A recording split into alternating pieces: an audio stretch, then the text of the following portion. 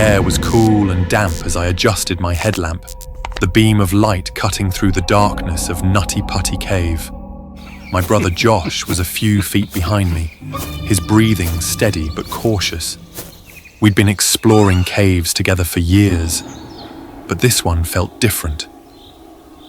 There was something about the way the walls seemed to close in, the way the shadows danced just beyond the reach of our lights, that made my skin crawl. Still, I pushed forward. I was John Jones, a seasoned cave explorer. Fear wasn't something I entertained. John, you sure about this? Josh called out, his voice echoing off the narrow walls. This part of the cave isn't mapped. We could get lost. I grinned over my shoulder. That's the point, isn't it? Adventure, discovery, all that. Come on, Josh. Live a little. He muttered something under his breath, but I didn't catch it. My attention was already fixed on a narrow crevice ahead, barely 18 inches wide. My heart raced. This had to be it. A passage no one had ever documented. The birth canal, they called it. I'd heard stories, rumors of its existence, and now here it was, waiting for me. I'm going in, I announced, already squeezing my body into the gap. John, wait! Josh's voice was sharp, panicked. We don't know what's down there! But I was already moving, the cold stone pressing against my chest and back. The passage was tighter than I expected, the walls scraping against my shoulders as I inched forward. My headlamp flickered, casting eerie shadows on the jagged rock. I could hear Josh shouting behind me, but his voice grew fainter with every inch I advanced. And then, suddenly, I couldn't move. Panic surged through me as I tried to twist my body, to push myself backward, but the walls were too close. I was stuck. My heart pounded in my chest as I struggled, my elbows scraping against the rock. The air felt thinner now, and I could feel the weight of the cave pressing down on me. "Josh!" I screamed, my voice echoing through the narrow passage. "Josh, I'm stuck!" There was no response. I twisted my head as far as I could, but all I could see was darkness. I tried my best to squeeze through this section. Just getting past this part would mean I could make it out. I had memorized the map by heart. And then, without warning, I slipped and fell straight down. It happened so fast. One moment I was wedged in place, and the next I was sliding downward, the rough stone tearing at my clothes and skin. I tried to grab onto something, anything, but there was nothing to hold onto. I tumbled deeper into the cave, my body twisting and turning until I came to a sudden, jarring stop. I was upside down, my legs pinned above me, my head dangling in the empty void below.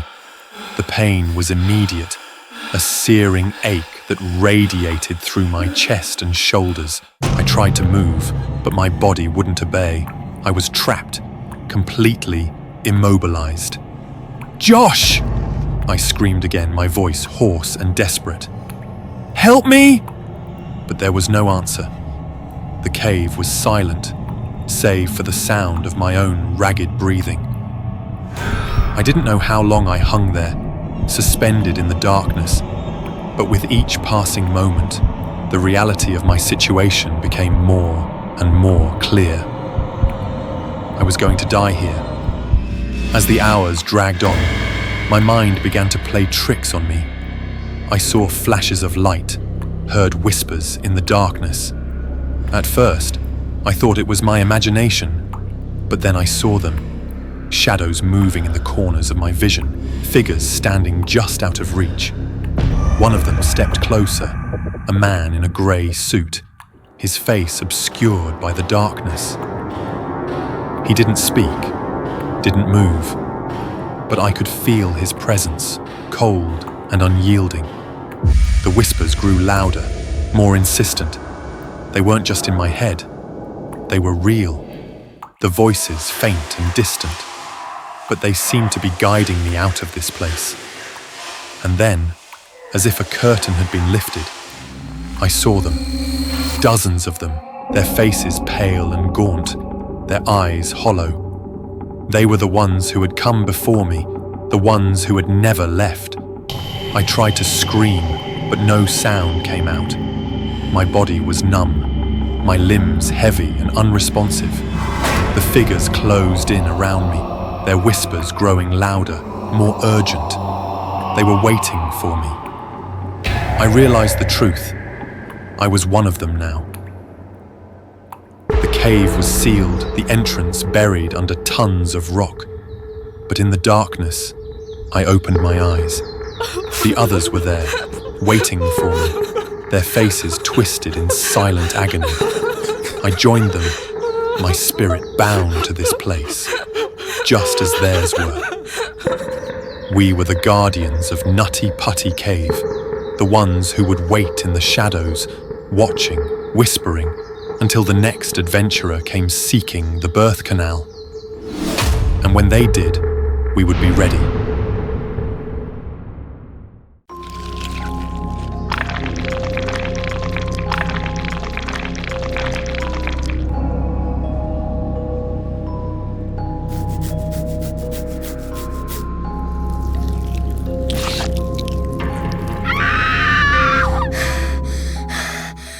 Just leave it at the door.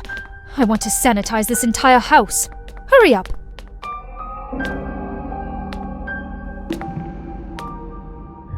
This mattress still looks brand new. I really hit the jackpot today. Tonight, I'll finally sleep on a warm, comfy bed. This is my home.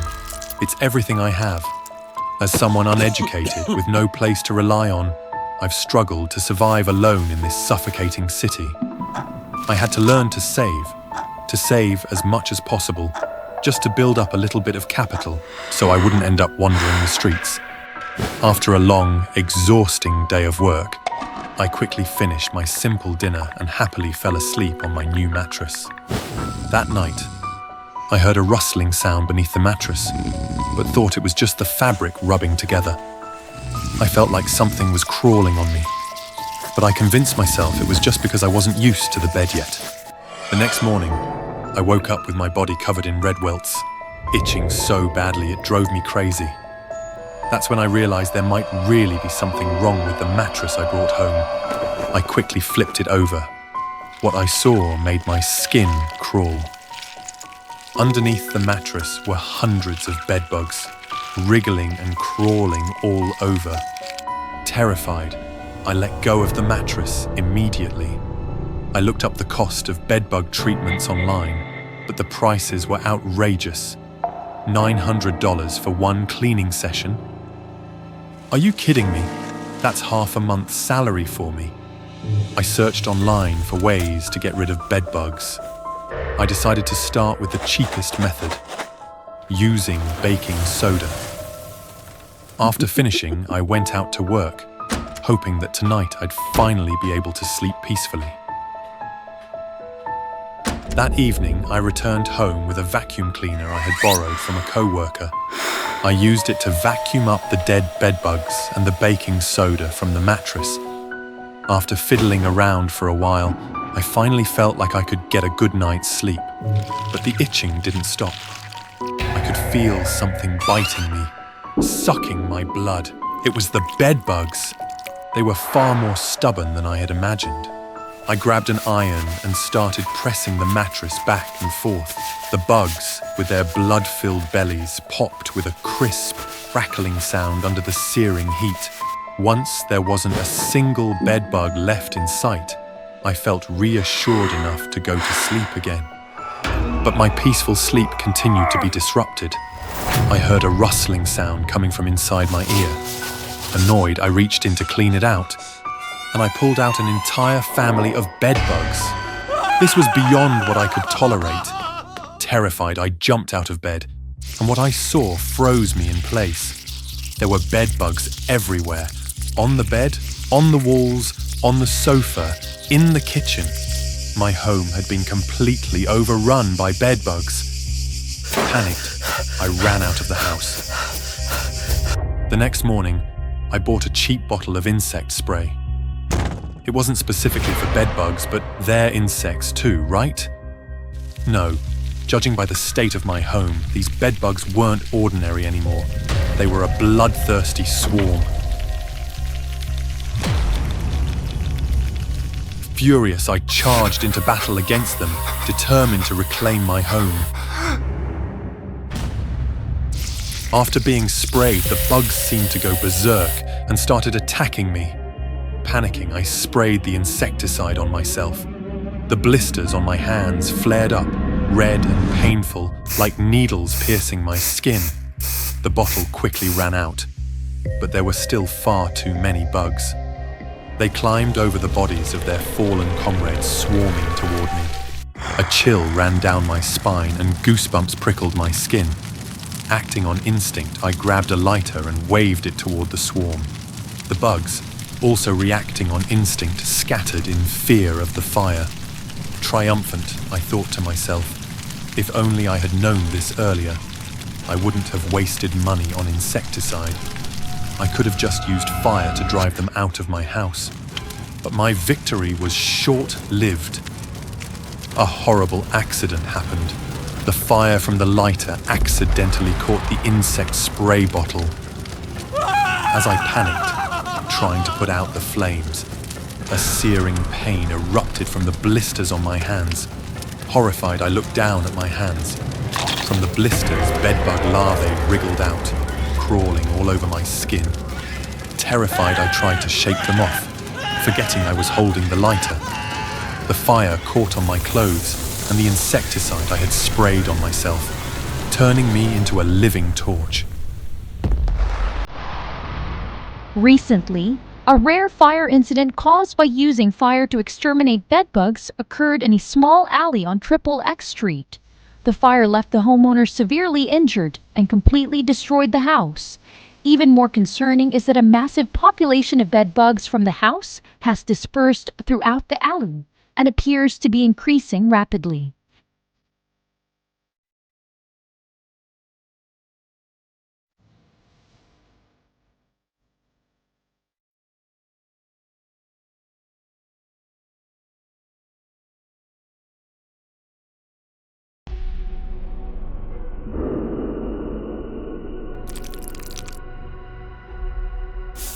I didn't know it would seep into me like poison.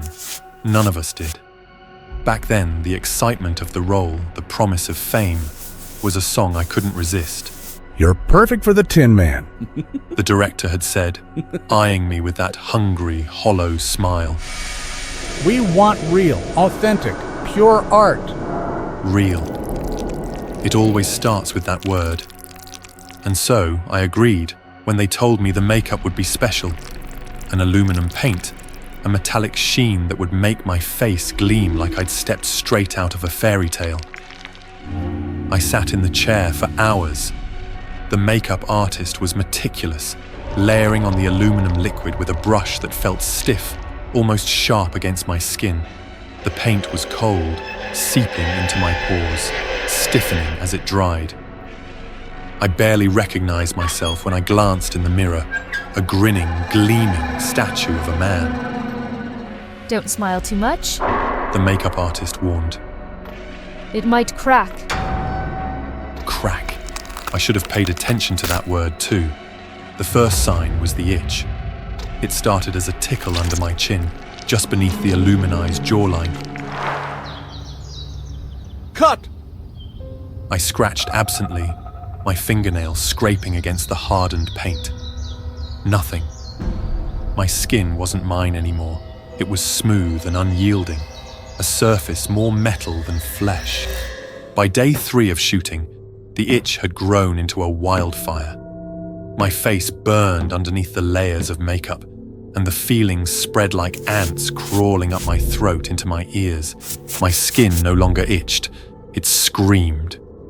It's fine. The director barked when I complained. Art is sacrifice, remember? Look at you! You're beautiful! The Tin Man lives because of you. Beautiful. I stopped arguing. I stopped sleeping too, because every night I would wake with my body cramped in agony, fingers curled into claws, toes bent until I thought the bones might snap. My skin felt hot, but my reflection was still ice cold.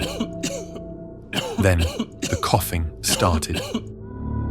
I was in my trailer rubbing my forearm absently. Aluminum dust shimmered off my fingertips like falling ash. I coughed once, then again, harder this time, and felt something catch in my throat. When I spit into the sink, the sputum was grey. Dark veins of aluminum streaked through it.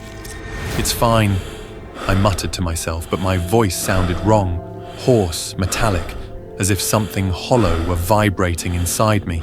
I leaned in close to the mirror and gasped. The skin around my mouth had cracked.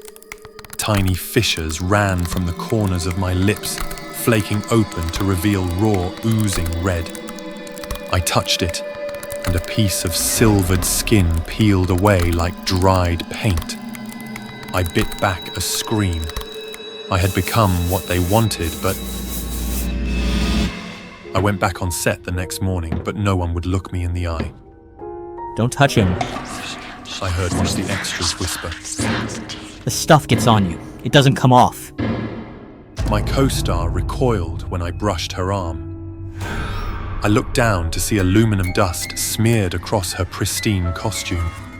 I tried to wipe it away, but my fingertips left behind streaks, and when I pulled my hand back, my nails had turned silver. The burning worsened. My skin, no, my surface, tightened until I could barely move. I felt like a statue that might shatter if I moved too quickly. Still, they made me perform. Still, they called it art. The final scene was meant to be triumphant, the Tin Man walking into the sun. I staggered onto the set, blinking against the blinding light. Each step felt heavier than the last, my joints grinding like gears. Keep going! The director yelled. My feet stuck to the ground. I looked down and saw aluminum pooling around my boots, spreading like mercury, as if I were melting into the earth.